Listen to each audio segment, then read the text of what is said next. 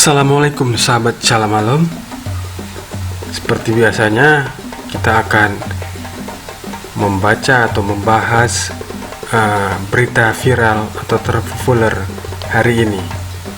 Nah, hari ini hari Rabu tanggal 15 bulan Juli 2020. Seperti biasa kita akan membuka di media online, apalagi kalau bukan detik.com.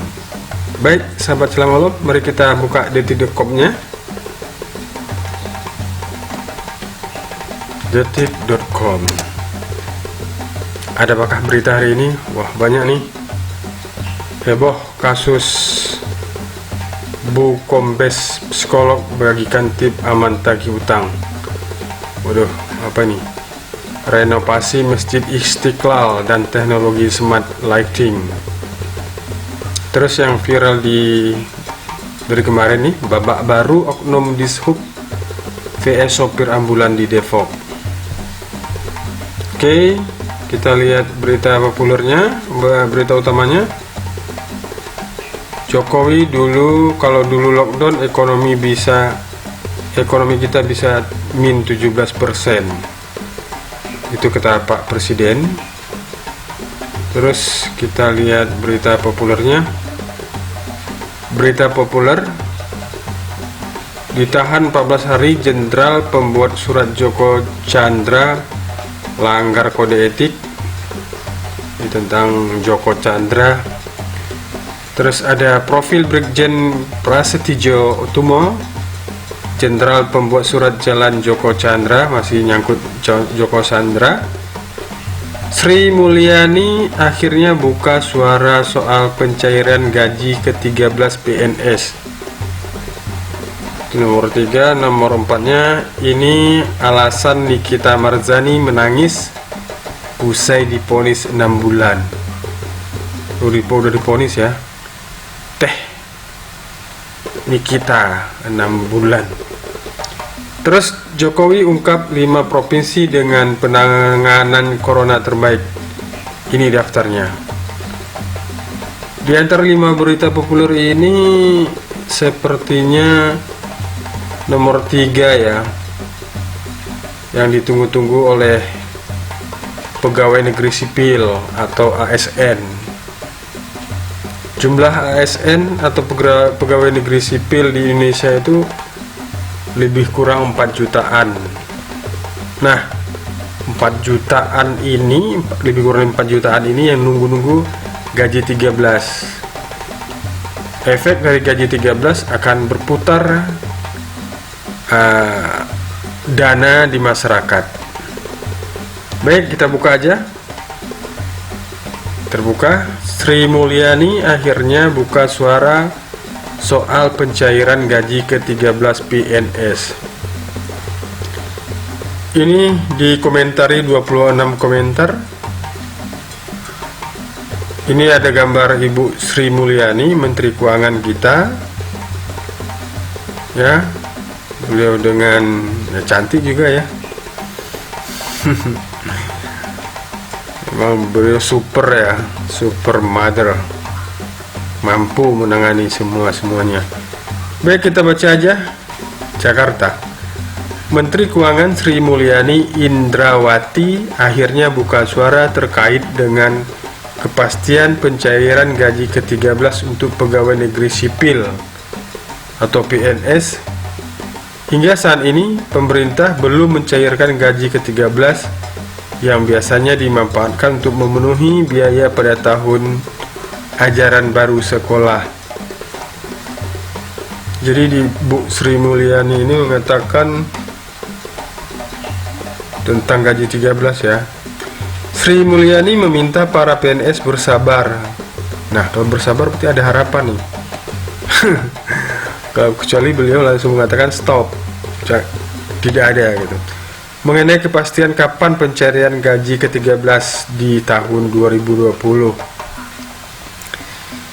Sabar, nanti ya, singkat Sri Mulyani di gedung DPR RI, Jakarta, Rabu 15 Juli 2020. Sementara Dirjen Anggaran Kementerian Keuangan Askolani tidak memberikan jawaban pasti mengenai pencairan gaji ke-13. Dirinya menegaskan saat ini pemerintah sedang fokus pada penanggulangan dampak COVID-19. Nanti dulu, fokus COVID dulu kita, kata Askolani. Seperti diketahui, tahun ajaran baru dimulai pada pertengahan Juli 2020, namun pencairan gaji ke-13 waktunya kemungkinan akan mundur. Hal itu disebutkan oleh staf khusus Menteri Keuangan Justinus Prastowo pada 27 Mei lalu. Menurut Justinus, gaji ke-13 hingga kini belum dibicarakan. Gaji ke-13 PNS baru akan diputuskan pada Oktober mendatang. Ya, biasanya gaji 13 ini dicairkan oleh pemerintah pada tahun ajaran baru. Nah, tahun 2020 ini tahun ajaran baru sudah mulai. Tanggal 13 kemarin, hari Senin, itu udah mulai sekolah. Nah, sebelum-sebelumnya itu sebelum masuk sekolah gaji 13 sudah cair untuk beli buku, sepatu, baju, alat tulis. Oke. Pencairan gaji ke-13 berpedoman pada peraturan pemerintah atau PP nomor 35 tahun 2019 tentang perubahan ketiga atas peraturan pemerintah nomor 19 tahun 2016 tentang pemberian gaji, pensiun atau tunjangan ke-13 kepada pegawai negeri sipil, prajurit Tentara Nasional Indonesia, anggota Kepolisian Negara Republik Indonesia, pejabat negara dan penerima pensiun atau tunjangan. Nah, gaji ke-13 untuk PNS hingga anggota Polri terdiri mulai dari gaji pokok, tunjangan keluarga, dan tunjangan jabatan, hingga tunjangan kinerja. Sedangkan pensiunan akan menerima gaji ke-13 berupa pensiunan pokok dan tunjangan keluarga atau tunjangan penghasilan.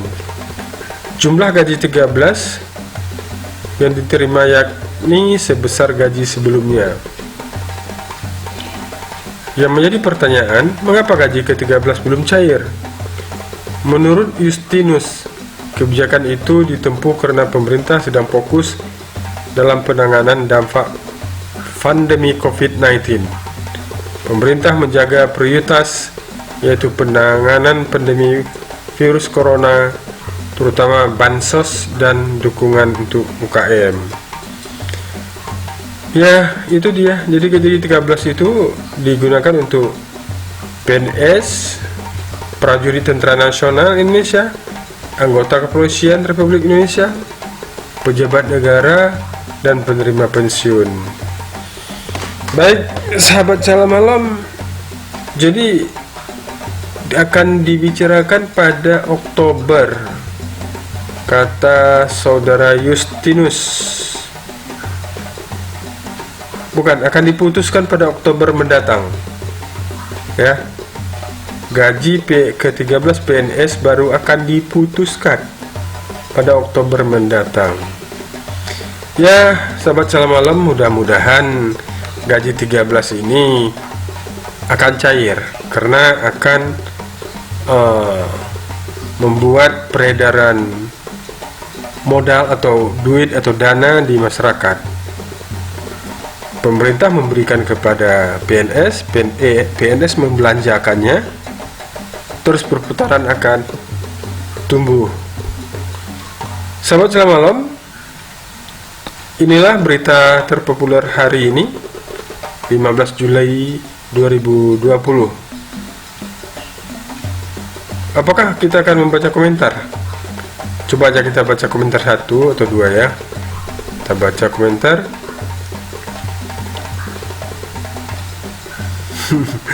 Biasanya kalau kita baca komentar ini kita akan ketawa-ketawa sendiri karena ada yang pro dan kontra. Ini seperti Komentar dari Felix Febrian 5 menit yang lalu. PNS nggak kerja berapa bulan tuh, masih ngarep gaji ke-13, padahal bulan aja hanya sampai 12. Menyakiti hati rakyat kecil. Gimana tuh? Masa gaji 13 cair, sakit hati rakyat kecil? Tadi kita udah bahas bahwa dengan cair gaji 13, perputaran modal dana uang di masyarakat akan banyak. Daya beli masyarakat akan naik.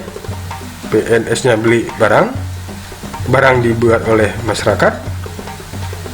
Ya, ini nggak tahu lah, nggak komen lah nih. Oke, Eko Nugroho, apa salahnya menuntut hak bila kewajiban sudah di jalan? Memikirkan kewajiban yang lain boleh, tapi meminta hak juga nggak ada salahnya kan? Nah, ini lebih logis nih Eko Nugroho nih.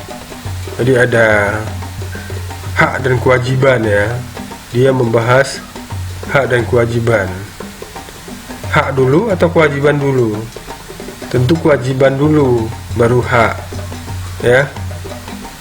Oke, kita lihat yang Reno Aliando. Sebenarnya sangat bisa membantu menggerakkan perekonomian di tingkat akar rumput.